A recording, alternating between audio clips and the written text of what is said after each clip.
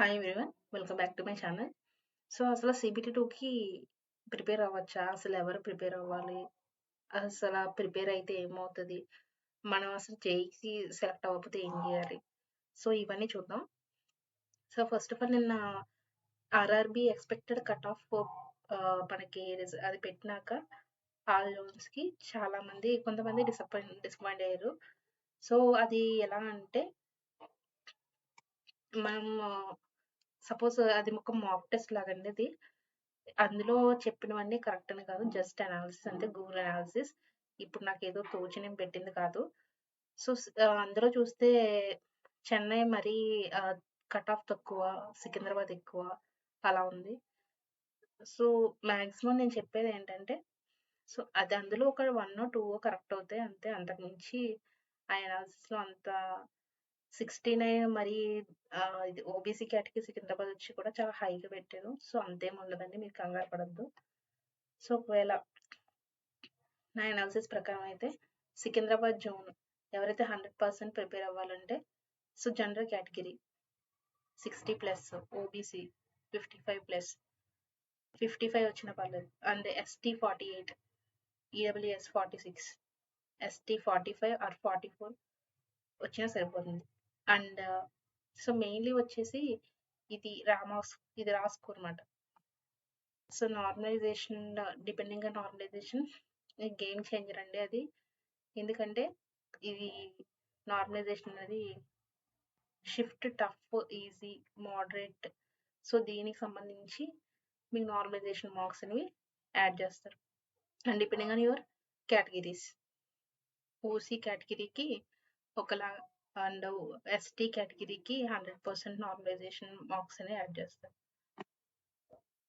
And నా suggestion ఏంటంటే so మీరు 100% మీరు CBT 1 అటెండ్ అయ్యారు.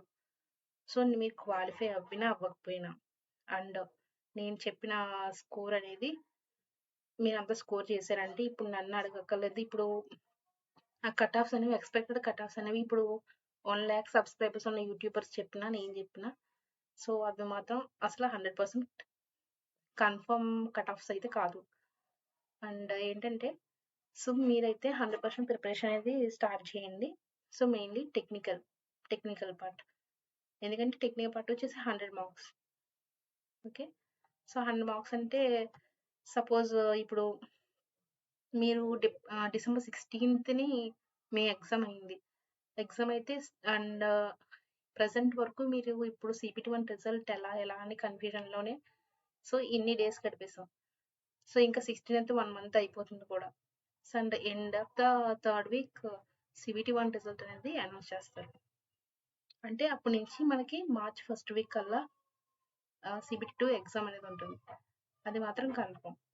సో ఏంటంటే ఈ మధ్యలో జాన్ ఎండింగ్ వస్తే మీకు 1 మంత్ ఉంటది. 1 మంత్‌లో మీ technical, non technical, current affairs ఇవన్నీ మీరు చదవాలంటే అది మనకి డైలీ ఒక 8, 10 అవర్స్ పెట్టుకున్నవి మనం చదివితే గాని చదవలేం. సో అదే ఇప్పటి నుంచి ప్రిపరేషన్ అనేది స్టార్ట్ చేస్తే మీకు మంచిది. అండ్ ఎవరు సో టెక్నికల్‌గా సో ఏం బుక్స్ రిఫర్ చేయాలంటే సో మీరు diploma pursuing at the final ఇయర్‌లో ఉండి మీరు ఎగ్జామ్‌కి అటెండ్ అయ్యారు. CBT 1 క్వాలిఫై అయ్యారైతే కాలేజ్ లైబ్రరీ. సో లైబ్రరీలో మేము మాక్సిమం మీరు టెక్నికల్ అన్నీ ఉంటాయి కదా! సో అయి రిఫర్ చేయండి. సపోజ్ మీరు డిప్లొమా అయిపోయింది. సో డిప్లొమా అయిపోతే so 3 years technical books. First basic electrical అయితే బేసిక్ ఎలక్ట్రికల్ ఇంజినీరింగ్ నుంచి పవర్ సిస్టమ్స్ 3 వరకు utilization and electrical installation, estimation, instrumentation ఇయి ఉంటాయి కదా! సో ఇవన్నీ మీరు డైలీ టెక్నికల్ అనేవి సో మీరు ఇప్పటి నుంచి ప్రిపరేషన్ అనేది స్టార్ట్ చేయండి. And previous years papers 2019 all shifts CBT 2 papers అయితే అండ్ వీక్లీ 1 పేపర్ సాల్వ్ చేసేలా మీరు చేసుకోండి. అండ్ మాక్ టెస్ట్ మీరు ఏ యూనిట్ అయితే కంప్లీట్ చేసారో దాని మీద మాక్ టెస్ట్ అయితే అటెండ్ అవ్వండి. సో దాన్ని బట్టి మీ యాక్యురసీ అనేది తెలుస్తుంది. సో CBT 2 వచ్చేటప్పటికి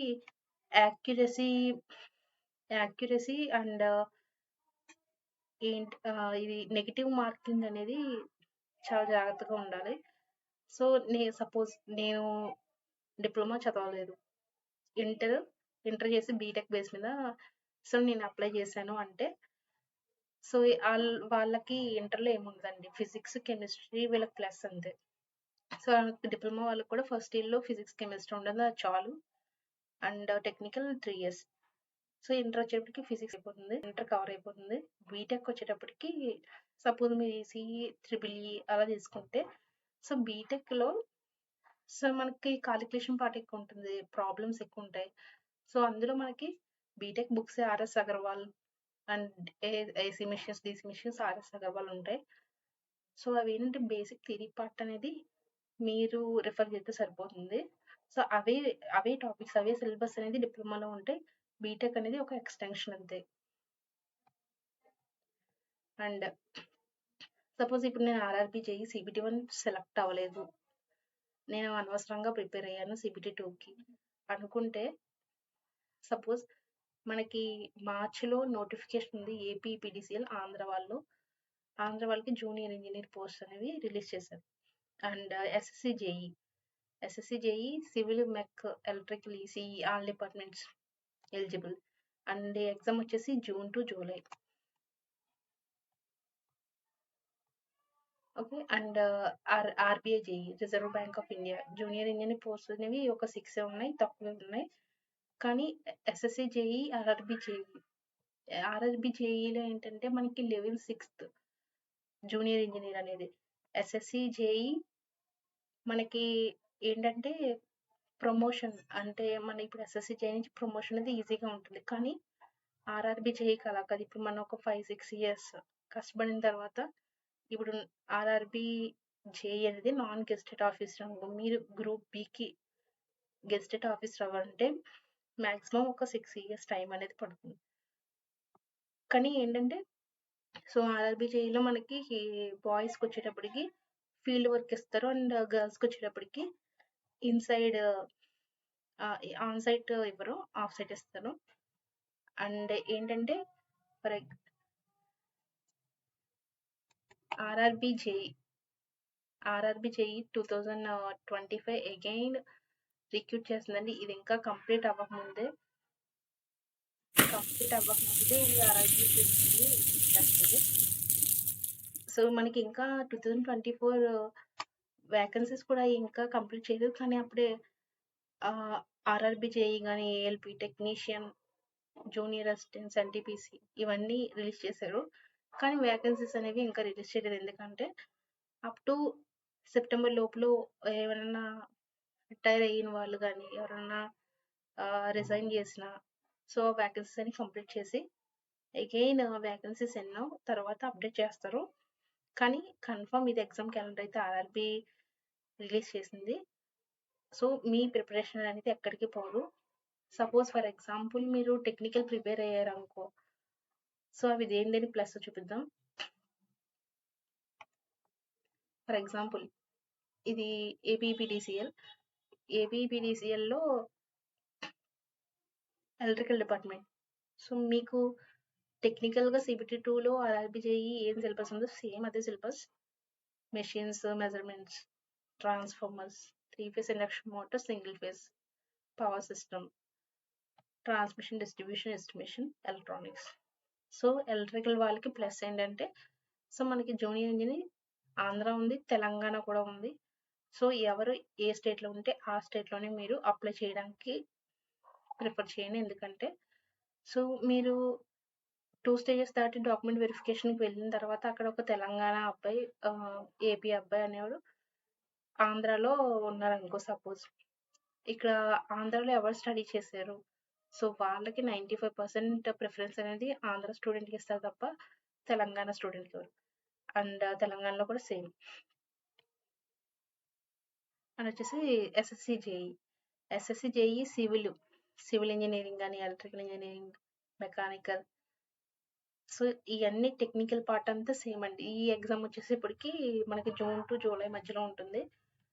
అండ్ నా సజెషన్ వచ్చేసి డిప్లొమా క్యాండిడేట్స్ ఎవరైతే ఉన్నారో సో డిప్లొమా పర్సూయింగ్ చేస్తున్నారు, సో మీరు అక్కడ ఏంటంటే మీకు టెక్నికల్గా మీకు ల్యాబ్లో మీరు చేసే ప్రాక్టికల్ వర్క్ అనేది ఎక్కువ ఉంటుంది. సో అందుకే ఆర్ఆర్బి చేయి డిప్లొమా క్యాండిడేట్స్ని ప్రిఫర్ చేస్తారు. అండ్ ఇంటర్ చేసి బీటెక్ చేసిన వాళ్ళు కూడా సో ఎలిజిబులే. కానీ ఏంటంటే నేను చెప్పే సజెషన్ ఏంటంటే ఈ క్యాండిడేట్స్ ఎవరైతే టెక్నికల్ అయితే 100% ప్రిపేర్ అవ్వండి. సో మీరు ప్రిపేర్ అయింది ఎక్కడికి పోదు. ఇంకా మనకి ఈసారి ఈ ఇయర్ చాలా ఆపర్చునిటీస్ ఉన్నాయి. ఐబీపీఎస్ కానీ అండ్ కోర్ పరంగా ఎస్ఎస్సి జేఈ ఉంది, ఆర్బీఐ జేఈ ఉంది, ఆర్ఆర్బీ జేఈ ఉంది. ఆర్ఆర్బీ మళ్ళీ అగైన్ 4 సెక్షన్స్గా మనకి రిలీజ్ చేసింది మళ్ళీ వ్యాకెన్సీస్. సో డోంట్ వర్రీ, అసలు ఎవరు కన్ఫ్యూజన్ అవ్వద్దు. సో కట్ ఆఫ్స్ కోసం అయితే అసలు మీరు ఏం ఆలోచించద్దు. సో మీ ప్రిపరేషన్ అయితే నేను చెప్పిన జోన్కి అయితే మాత్రం వాళ్ళైతే ప్రిపరేషన్ అయితే స్టార్ట్ చేయండి. సో ఈ వీడియోకి అయితే ఒక్క లైక్ చేయండి and subscribe my channel. Thank you.